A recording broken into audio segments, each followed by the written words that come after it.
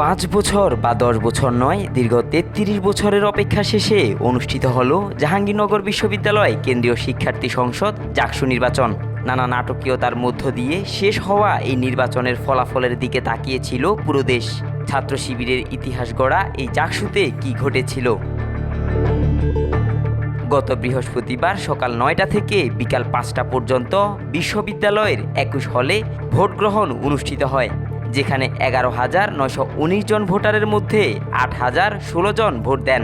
তবে ভোট গণনা ও ফল প্রকাশ নিয়ে সৃষ্টি হয় ব্যাপক জটিলতা।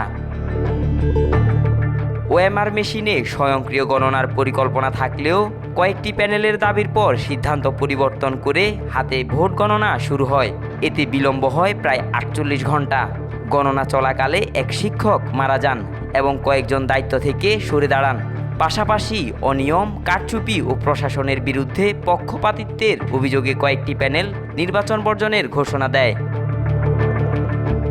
অবশেষে শনিবার বিকেল 5:15টার দিকে বিশ্ববিদ্যালয়ের সিনেট ভবন থেকে ফলাফল ঘোষণা করে নির্বাচন কমিশন। ঘোষিত ফলাফলে ভিপি পদে স্বতন্ত্র শিক্ষার্থী সম্মিলন প্যানেলের আব্দুর রশিদ জিতু 3,334 ভোট পেয়ে নির্বাচিত হয়েছেন, আর জিএস পদে 3,930 ভোট পেয়ে জয়ী হয়েছেন ইসলামী ছাত্র শিবির সমর্থিত সমন্বিত শিক্ষার্থী জোটের মোহাম্মদ মাজহারুল ইসলাম।